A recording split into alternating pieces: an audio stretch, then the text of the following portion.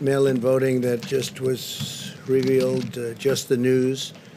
500,000 incorrect absentee ballot applications were sent all across the state of Virginia, including to many dead people.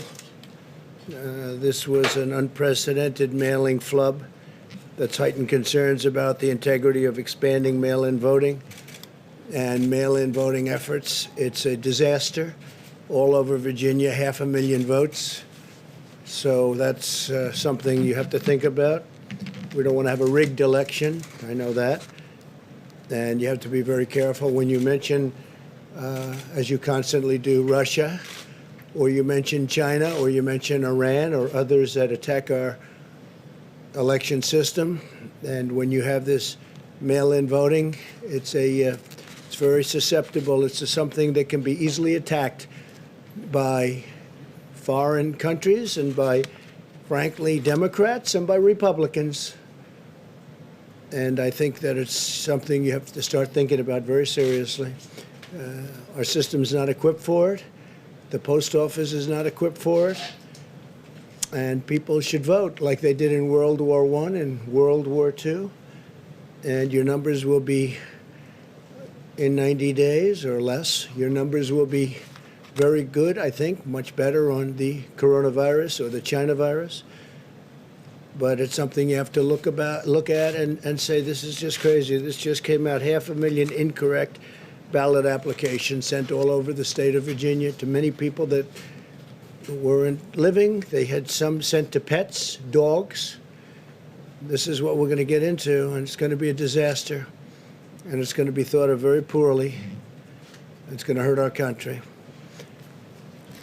After our news conference Saturday night and the pro-growth announcement, we're pro-jobs, pro-health safety, executive orders, the stock market went up 358 points today. So we issued those executive orders, and the stock market went up 358 points today. It's quite a reaction. The Dow Jones and the S&P 500 are now up 50% since March. 50%. Think if you had money in there, if you put your money in March, you're 50%. The NASDAQ index continues to set new records. It's been up over 14 times, new record in NASDAQ. And the S&P 500 and the Dow Jones are going to be, I mean, the way they're going, it looks like they're just about going to be topping records, hopefully soon. Excuse me? What's going on, Mr. President? What's happening?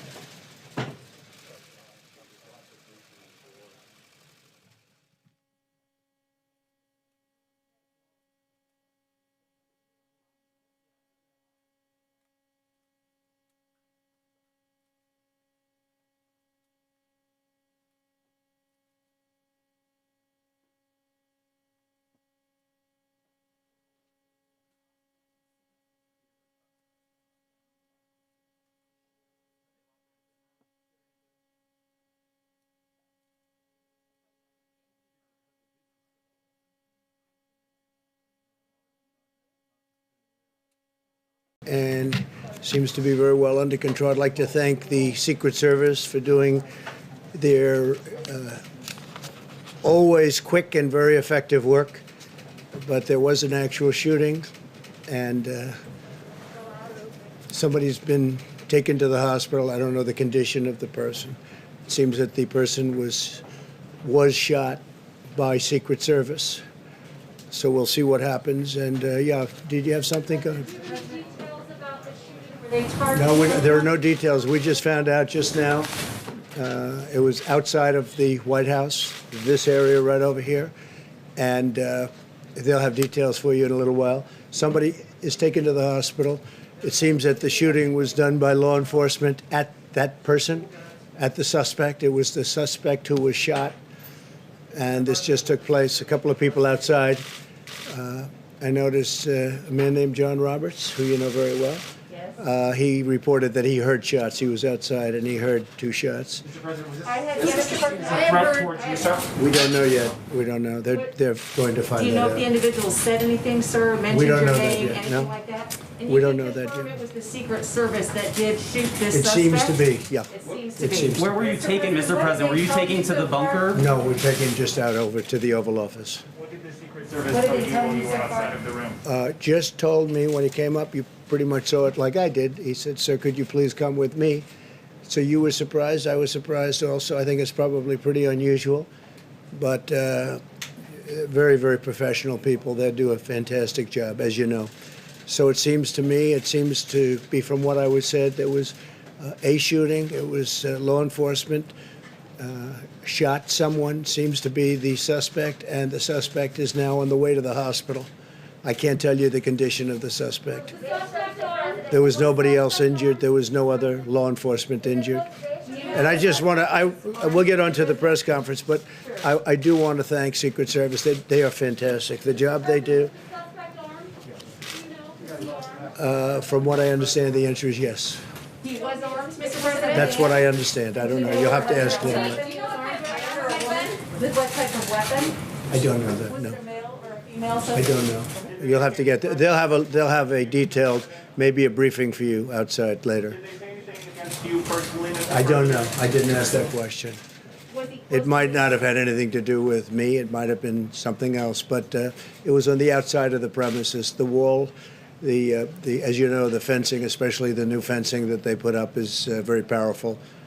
But it was on the outside of the White House. Okay, and they'll have a full report. Secret Service in a little while will have a full report. Are you rattled by this at all, Mr. President? I don't know. Do I seem rattled? It's unfortunate that this is a world, but the world's always been a dangerous place. It's not something that's unique. The world has been, you look back over the centuries, the world has been a dangerous place, very dangerous place, and it will continue, I guess, for a period of time. Does this make you think differently about your personal safety inside the White House? No, I feel very safe with Secret Service. They're fantastic people. They're the best of the best, and they're highly trained. I don't know if anybody got to walk outside, but there were a lot of terrific-looking people ready to go if something was necessary. People at the highest level of law enforcement. There's nobody like these people. So they just wanted me to step aside for a little while just to make sure that everything was cleared outside, because it was right in this area. So Why did you come back, Mr. President? Why did you decide after that? Because obviously it created a lot of commotion. What made you decide to come back and continue the briefing? well, I didn't even think about not coming back. I said, am I able to go back? And they said, you'd have to wait a little while. I waited a little while, as you know, in the Oval Office area. And I said, can I get back now? And they said, yes. And they have a lot of fortification outside just in case. But it was one person. Okay? You said the shooting was outside. How far away from the Well, White they're House? going to be giving you a full briefing in a little while. Far from the White House, or was it right in front I of can that only fence? tell you they're going to give you a briefing. It was outside of the premises. Near the fence, but outside of the But it was near the premises. fence, so pretty Near the- close to here. Yeah, pretty close. So I was telling you that the Dow Jones and the S&P 500 are now 50% above the March level. NASDAQ is setting new records. It's already broken the record despite the situation of having the China virus. We have new jobs are rising and unemployment is falling faster than nearly anyone thought. And over the past 3 months, we've created over 9 million jobs. And that's a record, a 3-month record. If you add it up, it's a 3-month record by far. And we've beaten expectations by 12 million. We're 12 million above expectations, which is pretty remarkable. Today we had great reports on new job openings, and there's clearly a housing boom, which has been incredible numbers in both housing and an automobile boom. We've rarely seen anything like it, and it's going on right now in America. Inventories are at rock bottom. Used car sales are at record levels. And we will have rebuilt. We're doing a rebuilding like nobody's ever seen. It's a big plus for manufacturing and construction. So construction's getting close to record territory. Manufacturing's doing very well. The car companies are doing great. Very happy for Michigan, the state of Michigan. We have a lot of car companies moving in. A lot of plants are being built and expanded in Michigan and Ohio. There is no reason why the economy can't grow at a 20% pace in the third quarter. That would be a record. And interestingly, it'll be a number that's going to be announced before November 3rd. It gets announced probably around November 1st, which is very interesting. But it's going to grow at a very substantial pace based on all of the numbers we're looking at, and probably a lot more substantial than we originally thought. We're creating new incentives for work and jobs, and we're also providing much-needed assistance to those who are still suffering from the effects of the pandemic contraction. And the contraction is now, while we have the pandemic, we have a lot of great things happening in terms of the vaccines and therapeutics, as you know, and I think we'll be making tremendous progress over the next period of a few months, and certainly before the end of the year. I think we'll have a vaccine before the end of the year, very substantially, and we may have a therapeutic resolvement very quickly, very, very quickly. And frankly, that's the one I'd rather have faster, because you'd go in, you'd give a transfusion or a shot to people that are very ill, and they'd be able to come out of the hospital the next day or a few days later. If the states participate in our core-sharing unemployment plan, we are going to be doing something very, very interesting with all of the things that we announced on Saturday. I don't have to repeat what they are. You know very well. And we've had some tremendous success already. If you look at what's happening with the stock market, and people are very thrilled at what we're doing. We'd like to get the Democrats to focus on other than what they're focusing on, which is a bailout of poorly running states. We have many great running states, states that are setting records, and let's see what happens with respect to that. But we're looking at also considering a capital gains tax cut, which would create a lot more jobs. So we're looking very seriously at a capital gains tax cut, and also at an income tax cut for middle income families. We're looking at expanding the tax cuts that we've already done, but specifically for middle income families. And you'll be hearing about that in the upcoming few weeks, and I think it'll be very exciting. So a capital gains tax is going to be a lot of people put to work, and it would be a cut in the capital gains tax, and also a cut in the middle income tax. So I now want to just discuss a little quick brief, and then we'll take a few more questions. But we took some, who would have known we were going to take questions before we started, right? Is that right, Jennifer? But that's the way it happens sometimes. We want to discuss, if we might, the China virus, and the world continues its fight against this horrible plague. Countries in every continent are seeing increases in cases. We have a rapid increase only in cases, where it's very interesting because we're so far ahead of testing, we have more cases. If we had much smaller testing, would have fewer, but we feel that having testing is a very important thing. It's a great record to have in many ways. We've tested, I guess, close to 65 million people right now, and nobody's even close to that number. No other country is close.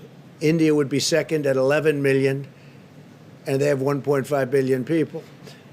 So we have the number one testing anywhere in the world by far, and we also have, I think, the highest quality tests. We have a lot of different ones, but we have the highest quality, including the short-term and the lab tests. The lab tests take a little bit longer. And Dr. Birx was telling me a little while ago that we're down to 2 days and 2.5 days on getting your result on the lab test. The other ones, you get them in 5 minutes to 15 minutes, so that's exciting. But countries in every continent are seeing increases in cases. In recent days, cases have rapidly increased in Japan and Australia, unfortunately, and they're now experiencing higher peaks than they did in March. To the south of our border, Cases have continued to surge in Mexico, Central America, Argentina, Colombia, Peru, Brazil, and throughout Latin America. It's really the hot spot. It's posing a major challenge for this continent. Latin America is now the region with the most number of confirmed cases by far, despite a relative scarcity of testing. So when you think of that, that means it's pretty much on fire. They're having a hard time, and we're helping them. We're sending them tremendous numbers of ventilators, which we're making by the thousands every month, and we're helping Latin America very much. It's hard for them to come into the country because we have big sections of wall up now. The new wall is being built, which people don't talk about. They used to talk about nothing but the wall. Now that it's being built, they're not talking about it so much, but it's helped us because we're up to we're getting close to 280 miles, 280 miles in the most important areas. So that's helping us a lot in terms of not having people come in to the country who are infected with the coronavirus.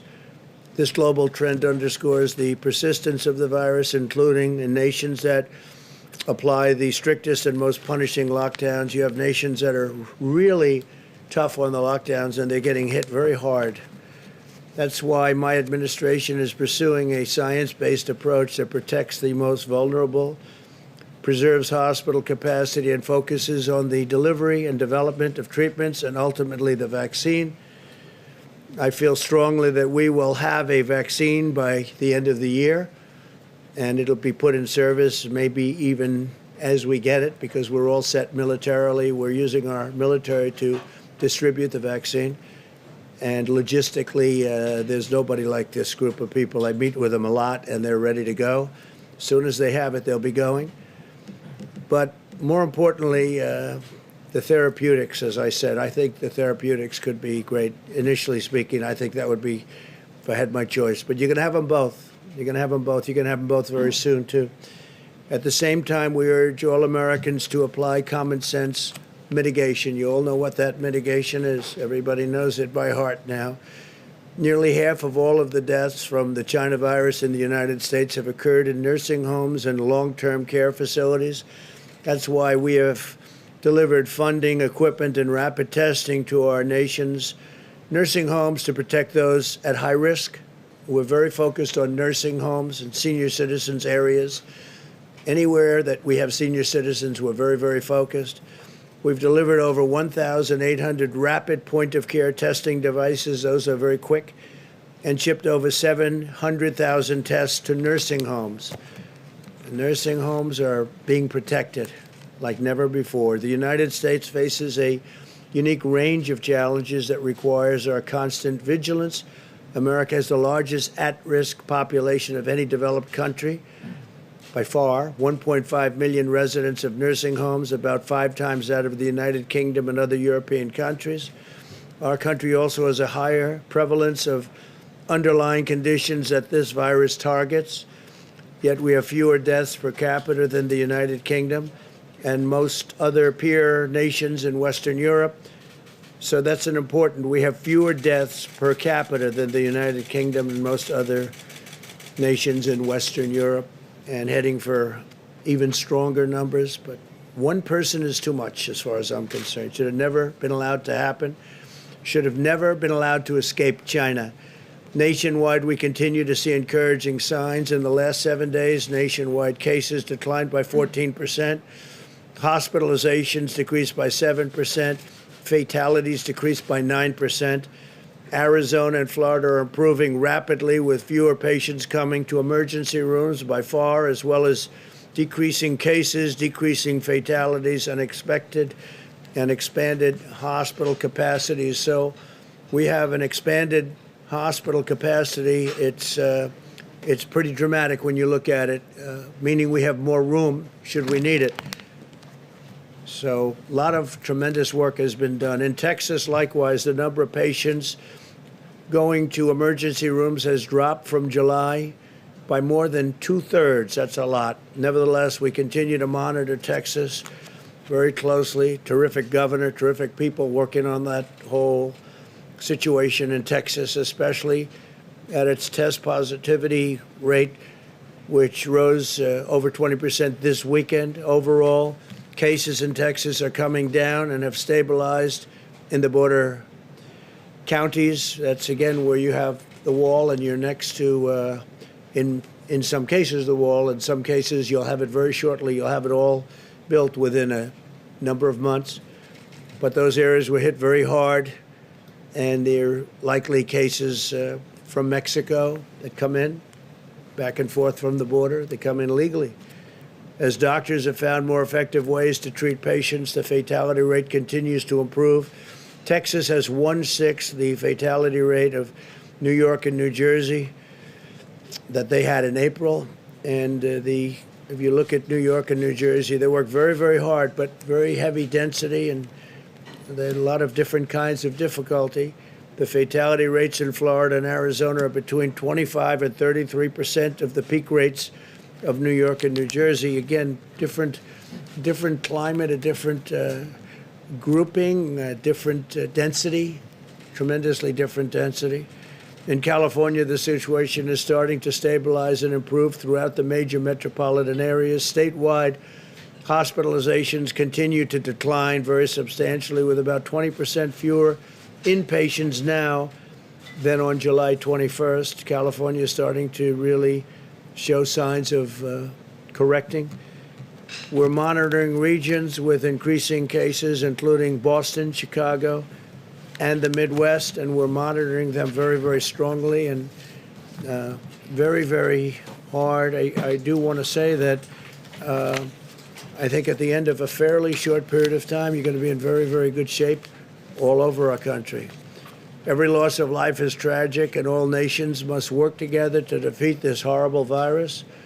My administration is going to continue to save as many lives as possible. We are working round the clock, everybody. It's incredible how hard they're working. And people from other countries, we're working with them also, and they're working very hard. This is something that's now attacked 188 different countries. There are a wide range of factors that determine how the virus impacts a nation, such as age, underlying conditions. Underlying conditions is a very big one.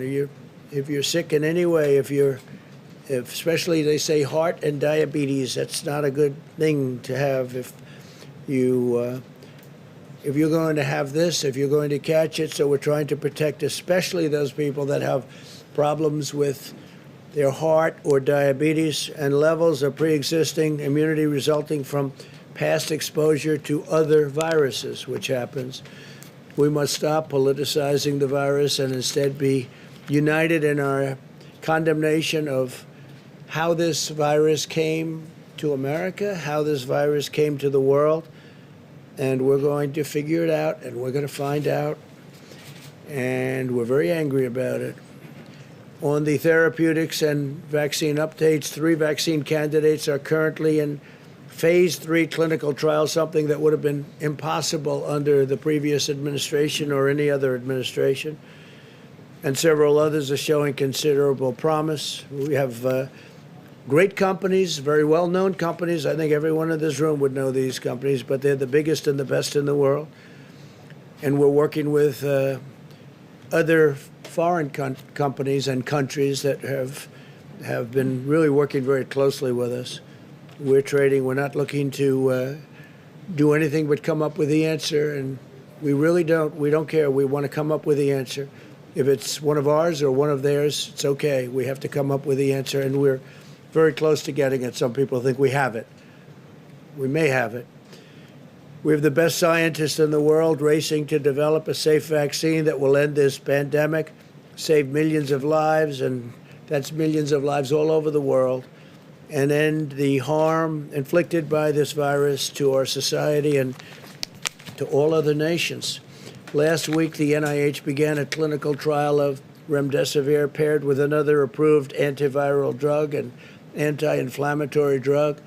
You know that remdesivir has been very successful, and now they're experimenting with others, including antivirals and anti-inflammatories, and they're having some very interesting success.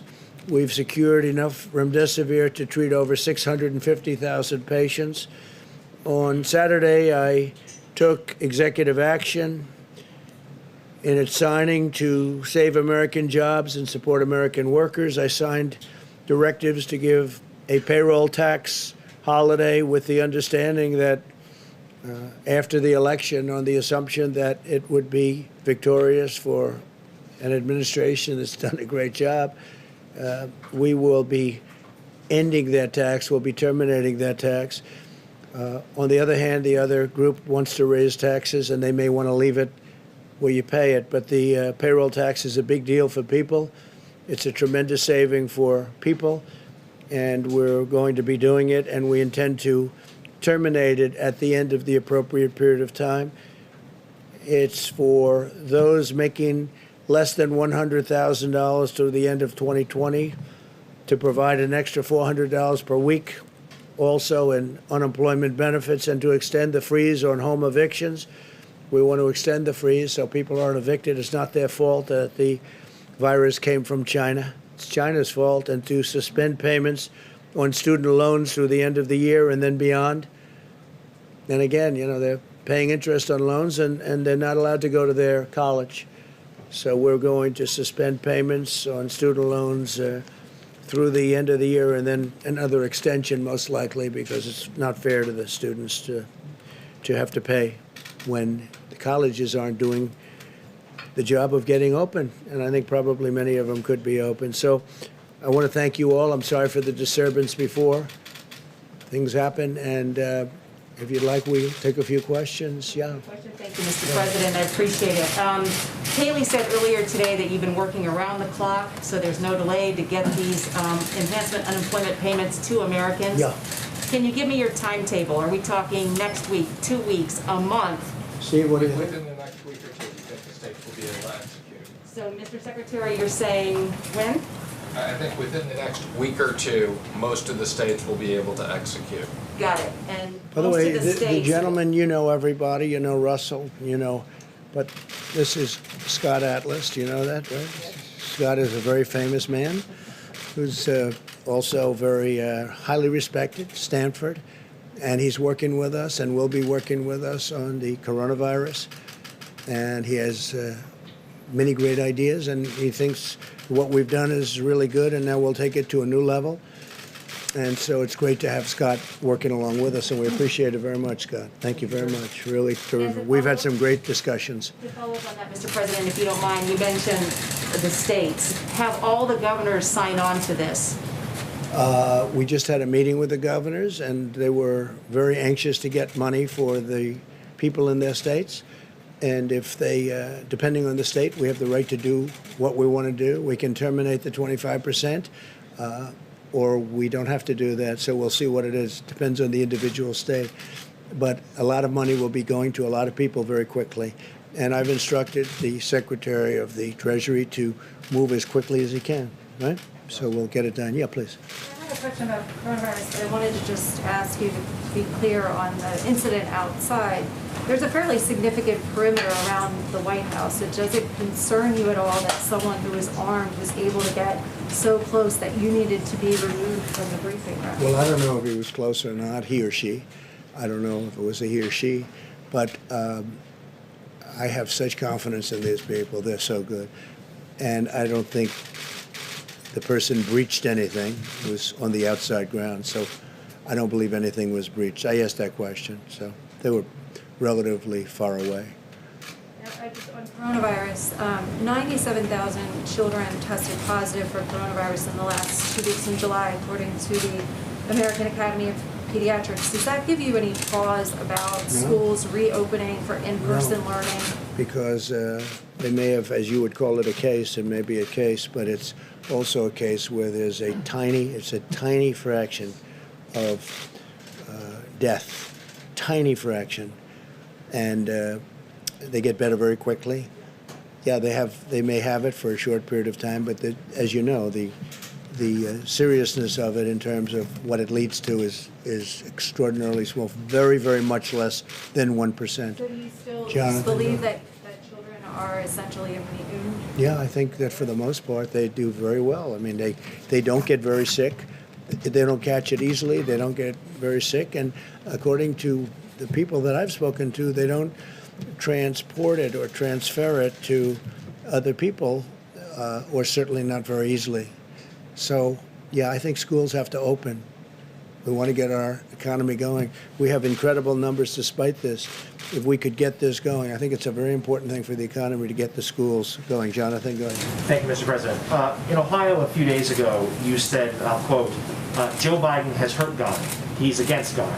The Vice President has said that he's a man of deep Catholic faith, and he's credited for helping him endure some immense personal tragedy. So, sir, what did you mean by that when you say that Joe Biden has hurt God or is against God? Well, if you look at the manifesto that they've come up with, and if you look at their stance on religion and things having to do very importantly with aspects of religion and faith, I don't think a man of deep religion would be agreeing to the Bernie Sanders plan. You take a look at what they have in, and you just you can't put that into the realm of a religious group of people. I will say that, and I think it's one of the reasons why, if you look at polls, which I'm not a big believer in polls, I wouldn't, if I was, I guess I wouldn't be standing here right now. And by the way, our poll numbers are going up very rapidly, as you know, and Joe's are going down very rapidly. He'll have to come out of the basement, it looks like, pretty soon, because that, it's one of those things. But no, if you look at the manifesto, I call it the manifesto, a lot of people are calling it the manifesto. My opinion, it's further left than where Bernie was before. So normally he'd be left and you'd bring it somewhere a little bit toward the center. But some of the things that they have down there, and I'm not only talking in terms of religion, I'm not talking even in terms of religion, but some of the things they have in the agreement made, and this was an agreement made by Bernie Sanders and Joe, it's a terrible thing. It would be a terrible thing for our country. It will destroy our country. We will go into a depression. We will put on regulation. We will double and triple taxes. It will be terrible for health care, just terrible. You'll have 180 million people lose their health care. It will be a terrible, terrible thing for our country. Okay, yeah, please, Jeff. Thank you, sir. I'd like to ask you a question about something you said in Bedminster as well. You said that you're planning to issue an executive order to ensure that health insurance companies prevent or cover people with pre-existing conditions, and you said that that had never been done before, but that's not the case, because that is the law under the Affordable Care Act.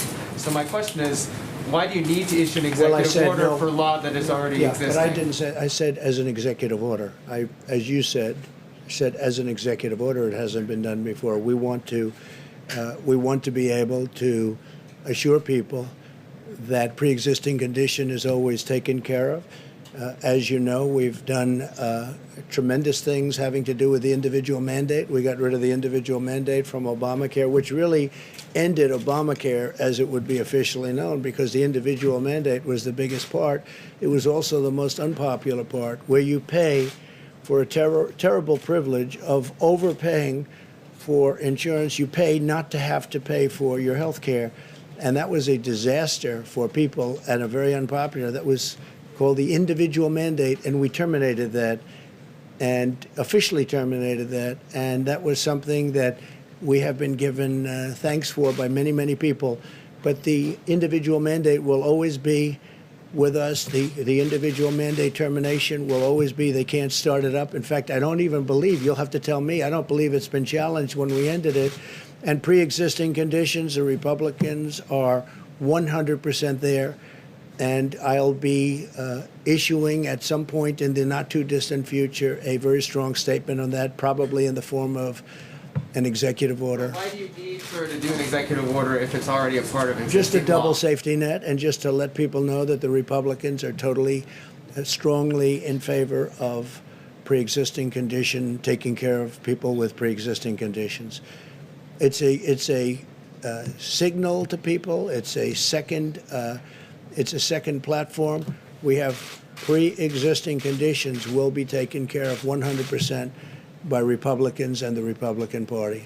I actually think it's a very important statement. Yes, please. Mr. President, do you still intend to try to hold an in-person G7 meeting in the United States at some point in August and September? And have you already sent out invitations to do so? No, we haven't sent out invitations. We're talking to them. As you know, I was on the phone with many of them yesterday with respect to Lebanon. which is truly one of the saddest, most catastrophic things I've ever seen. And they have no idea how many people have died. They're having revolution right now in that country. It's just a terrible thing. But I was yesterday, 8 o'clock in the morning. We had our time. We had a big teleconference call. Some of those people were there. I'm much more inclined to do it sometime after the election. We were going to do it in September. They'd like to do it. We could do it through teleconference, or we could do it through a meeting. But I sort of am now suggesting, I told my people yesterday actually, why don't we do it sometime after the election when things are a little bit, you have a little more time to think about it, because it's very important. The G7 is very important. To that meeting? I don't know, but we have invited a number of people to the meeting. I certainly would invite him to the meeting. I think he's an important factor. But we will invite certain people that aren't in the G7. Some people have already accepted, but we're going to be doing it after the election. I think it's a better atmosphere to have a G7. I think it's a lot. I think it's just a better, calmer atmosphere to have a G7. Yeah, please. I wanted to ask Secretary Mnuchin, actually, have you spoken to any Democrats since Friday, or have they reached out to you at all about restarting negotiations? I've spoken to several Democrats. I have not spoken to Schumer and Pelosi since then. Do you expect, would you reach out at all to them to try and reach out? Anytime they want to meet and they're willing to negotiate and have a new proposal, we're more than happy to meet. They're hurting people very badly. This would have been so easy for them to do. And I saw that Senator Schumer said today on a show, I don't know what show, but he said today on a show that we should meet, we should do something. But, you know, where has he been for, how many weeks have you been negotiating? Like 4? And they should do something. It would have been so much easier than doing it the way we did it. But we did something that's very important, and frankly, it's been well received, very well received. Go ahead, please. Thank you, Mr. President. You tweeted earlier today that you're considering Gettysburg as a venue for your speech for the RNC nomination acceptance. What's your thinking behind that as a possible location? Well, I think I've been to Gettysburg numerous times. It's a national park. It's a national historic site. It's incredible. You know, it's the history. It's incredible, actually, to me. It was a very important place and is a very important place in our country. So we're looking at that, and we're looking at the White House. The White House would be very much easier for Secret Service. You see what just went on here. They're all here. Just like you have your seats, they have their seats at the White House. So there wouldn't be any expense or any extraordinary expense. And the White House would be a lovely place to do it also. Least expensive place that you could do it would be at the White House. This is a government expense. And, look, I watch also with governments. I watch to make sure that we do what's right. But we're looking at Gettysburg, and we're looking at the White House. And we have other sites, too, but I think these would be 2 really beautiful sites. Jennifer? Would you envision having an audience for that speech? You could. You have plenty of room at both locations. I see John Roberts. John, you were outside. You said you heard shots fired before? 2 shots in rapid succession just after you took the podium. And they were shots, pretty much. It certainly You sounded like definitely know the difference. I know that. You know the difference. You thought they were shots, John? It definitely sounded like gunfire. I saw your report inside when I went inside. It was a good report, too. Thank you very much. Appreciate it. Jennifer, please. Can you give us an update on China? Do you think that your administration will respond to the sanctions that China announced this morning on American officials? Well, we've already responded in many different ways. We're talking a lot about China. We shouldn't have been talking about China. We did a phase 1 deal, and it was a wonderful deal, and all of a sudden it means very little in the overall import of things. They should have never allowed what happened to the world, including us. But this was released into Europe, and it was released into the U.S., and it was released all throughout the world, but it wasn't released into China. And we were doing numbers that just were incredible, and we hope to be able to do them perhaps even next year. I think we're going to have an incredible year next year, but that will never pay for the loss of life in our country and all over the world. So we view China differently than we did 8 months ago. Very much differently. Yes, please. Is there Still any consideration of delisting Chinese companies? Is that an ongoing discussion? Delisting? Delisting Chinese companies? We never comment on specific things, but no, there's nothing Could in it still be on the particular. table? There's no, again, nothing specifically at the moment in time.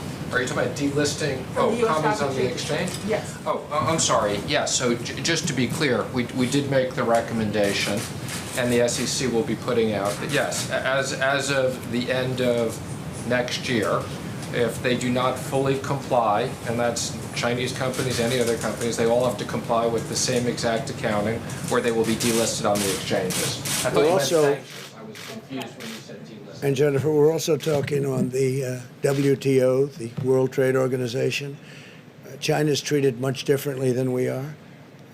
This should have been handled many years ago when it first happened, but they're treated as a nation that's developing. They're treated as what they call a developing nation, which gives them tremendous incentives and advantages over and above what the United States gets and over and above what other countries get also. This is a developing nation? I don't think so. I don't think for purposes of what we're talking about it should be. And we are putting in, and we've already put in a request that China should no longer be declared a developing nation and have advantages over the U.S. And I told them that a year ago, and I told them that 2 years ago, and we put it in very powerfully, that they should not have advantages over other countries, frankly, and sure, they're not going to have any more advantages over. This should have been done by numerous presidents a long time ago because it gives them a tremendous boost over everybody else, and it's a very unfair situation. No, we are upset with China because of what they did. China was not good, and China will be, if you look at what's going to happen, whether it's Iran, Iran will make a deal with us in a month after the election's over if we win the election. But their greatest dream in the world is that Joe Biden wins because they will own this country. China will own this country. North Korea will own this country. They will own our country. And they're all waiting to see the election. And if we have a win on November 3rd, we will have a deal with, in my opinion, Iran within 1 month. And I don't know that we want to have a deal with China, to be honest with you. So I'm saying to myself, gee, but China wants us to lose very badly. And you know who else is not happy with us winning? Russia. The phony people that tell the story, the fake news stories about Russia. It was just reported, the numbers. I raised $400 billion extra in NATO. You know that. It went from 130 to $400 billion. And that's a year in order to strengthen up NATO. Nobody says that. We became the biggest energy exporter. We are now, if you look at what we have, we're energy independent. So many different things. Our military is stronger than it ever was. We spent $2.5 trillion on our military. I exposed the terrible deal between Germany and Russia on the pipeline. Nobody even knew about the pipeline, Nord Stream 2. Nobody knew about it. Nobody talked about it. I said, what's this all about? So we protect Germany from Russia, and Germany pays Russia billions of dollars a year for energy, and it's a big portion of Germany's energy. If I was a person that was a German citizen, I would not be happy with that deal because they're at a very big disadvantage. So, no, Russia would not be happy, and I can tell you that China would not be happy at all. We've taken in tens of billions of dollars. There's your head of the Treasury, Steve, right? We've taken in tens of billions of dollars from China. We never took 10 cents from China, not even 10 cents. And $28 billion we gave to our farmers because they were targeted by China. They were actually targeted. And we gave $28 billion compliments of China to our great farmers and ranchers because they were unfairly targeted by China in order to make a better deal with us. I said, we're not going to do that. We're going to, instead of making a better deal, we're going to tariff you at very high numbers, 25%, 10%, and actually numbers that could go up a lot.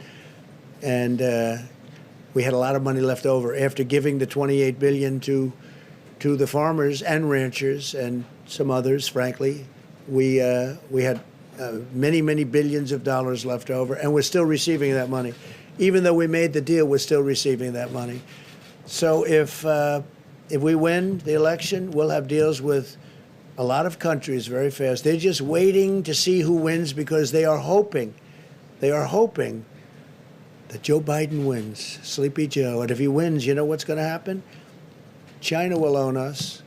Our markets will crash. The 401ks will go down to practically nothing. Stocks will go down to practically nothing. Remember, stocks, these big companies, they're owned by millions of people that are carpenters and policemen and farmers and lots of other people. And they are the ones that benefit by having a good stock market, probably more than anybody else. But the 401ks, the stocks, the economy will be in a shambles. They want to raise taxes. They want to triple taxes.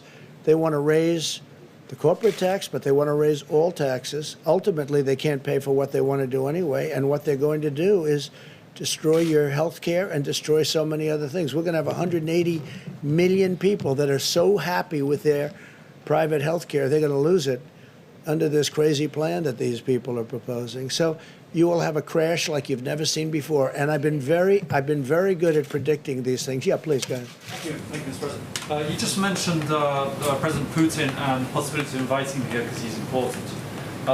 Your own Director of National Intelligence has said that Russia is currently planning or actually meddling in the election.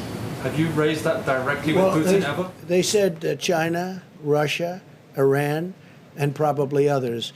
But because of the fake news, they seem to think Russia plays the best. So what they do, it's all right.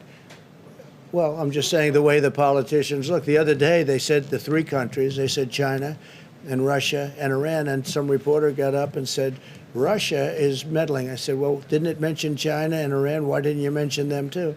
So I don't know. You know what I'm telling you? I'll tell you who's meddling in our elections. The Democrats are meddling by wanting and insisting on sending mail-in ballots where there's corruption all over the place. If you check what happened in New York, a small, relatively small race with Carolyn Maloney, and they called her the winner the other day because I was mentioning it at conferences and getting a lot of action on that statement. So they called her, they declared her the winner, and they have no idea who won. And the person, her opponent, is very angry. But they had mail-in voting, and they had hundreds and I think even thousands of ballots that are missing, that were fraudulent. Take a look at the Carolyn Maloney race. Take a look at Paterson, New Jersey. Take a look now at this one in Virginia, where they mailed out 500,000 applications, and they're going to people that aren't supposed to be getting an application. Yeah, please go ahead. Thank you, sir. Secretary Pompeo is heading to Europe again this week. Do you have any updates on when the travel restrictions with the EU are going to be lifted? It seems strange we're offering exemptions for professional athletes, but not the K-1 visa holders, the so-called. Well, we try and do the best we can. You have big sporting events, and that's good for our economy, that's good for us, and they do talk about certain exemptions, and they make sure everyone's perfectly tested and everyone comes in at 100%. But, you know, we do make certain accommodations because you do have star athletes, and that means a good thing for the country. That's economic development, et cetera. But we are working very closely with Europe and with other countries to see what's the best timing. Don't forget, I was the one that turned Europe off because they really they led the way. They led it much more so than we did. We were months following them. And in terms of they got hit earlier than we did, quite a bit earlier than we did. So I put the restrictions on Europe. I put the restrictions on China, which was a great thing to do. In retrospect, we're getting, I mean, that was a very important day. Dr. Fauci said that was one of the most important days. And a lot of people didn't want me to do it, but we first put a ban on anybody from China coming in, and then we put a ban on Europe coming in. But we're working very closely with Europe to see when that will all come off. Yeah, please. If 160,000 people had died on President Obama's watch, do you think you would have called for his resignation? No, I wouldn't have done that. I think it's been amazing what we've been able to do. If we didn't close up our country, we would have had 1.5 or 2 million people already dead. We've called it right. Now we don't have to close it. We understand the disease. Nobody understood it because nobody's ever seen anything like this. The closest thing is in 1917, they say, right? The great the great pandemic certainly was a terrible thing where they lost anywhere from 50 to 100 million people. Probably ended the Second World War. All the soldiers were sick. That was a terrible situation, and this is highly contagious. This one is highly, highly contagious. Now, if I would have listened to a lot of people, we would have kept it open. And by the way, we keep it open now, all the way. We keep it open. But we would have kept it open, and you could be up to 1.5 million or 2 million people right now. 1.5 to 2 million people. Our people have done a fantastic job. Our consultants and our doctors, you know, and with disagreements and with a lot of things happening. What we've done with ventilators has been amazing. What we've done with medical equipment has been incredible. We've supplied the governors. Nobody, not one person in this country that needed a ventilator didn't get it. And you know, at the beginning, there was a big shortage of ventilators. Nobody had stockpiles or anything comparable to what you had to have. So we would have lost, if you think about it, you had mentioned 160,000 people. Multiply that times 10 right now. I think it would have been unsustainable and unacceptable. But that's what would have happened had we kept it open. So, no, I think we're a very large country. We are one person. I say it all the time. A lot of people like to leave that out. One person is too many. It should have never happened. But they've done really an extraordinary job. They'll never be given the credit, and I'm not talking about me. The people that have worked on this so hard will never be given the credit, but they've done an extraordinary job with a very large, diverse country. Really an extraordinary job. And a lot of the governors who, as you know, they sort of do the micro in their states, and they go up, and I think I can tell you that a lot of the governors have done an extraordinary job, too. Yeah, please go ahead. Thank you. Did you ask the U.S. ambassador in Brazil to focus his efforts in eliminating ethanol tariffs in Brazil? You have to, you can't, yeah. You asked the ambassador in Brazil to focus his efforts to eliminate ethanol tariffs in Brazil? We haven't really discussed that too much, but at some point we probably will be. And we don't want people tariffing us, and if they tariff us, although I must tell you I have a very good relationship with President Bolsonaro. He's great. And I hear he's doing well. He's recovered from having COVID-19, as they say. And that's great, and send him my regards. I think that as far as Brazil's concerned, if they do tariffs, we have to have an equalization of tariffs. And we are going to be presenting something having to do with tariffs and fairness and tariffs, because we have many countries for many years that have been charging us tariffs to do business, and we don't charge them. And it's called reciprocity. It's called reciprocal tariffs. And you may be seeing something on that very soon. Did you have one, OAN? On coronavirus, Mr. President. OAN, please. Thank you, Mr. President. First of all, thank you for coming back to finish the briefing. Thank you very much. After the scuffle. So I have an opinion question for you. Okay. Joe Biden is set to announce his running mate at any time now. We expect him to announce her. Many of your supporters feel that the reason that Obama's former NSA, Susan Rice, is at the top of Biden's list is that she can best cover up a lot of the Obamagate surveillance crimes that had taken place during your campaign. What are your thoughts? What is your opinion? Do you subscribe to that line of thought? How do you feel about it? Well, look, the Obama campaign spied on our campaign, and they've been caught, all right? And now let's see what happens to them. But they have been caught. They've been caught red-handed. It's probably treason. It's a horrible thing they did. It probably never happened before. At least nobody got caught doing it. But they used the intelligence agencies of our country to spy on my campaign, and they have been caught. And there are a lot of people involved. I don't want to say how much she's involved. Frankly, if he chooses her, that's fine, but that's a potential liability. We'll see. But President Obama knew about it. Joe Biden knew about it. Comey knew about it. Brennan, Clapper, the whole group, they all knew about it. Lisa Page and her lover Strzok, they all knew about it. And we have it documented. We have it in texts. We have it in all sorts of forms. They knew about it. It was a terrible thing. Should have never happened and should never be allowed to happen again. to a president. This should never happen again. This was a setup like we've never seen. I think it's the political crime of the century.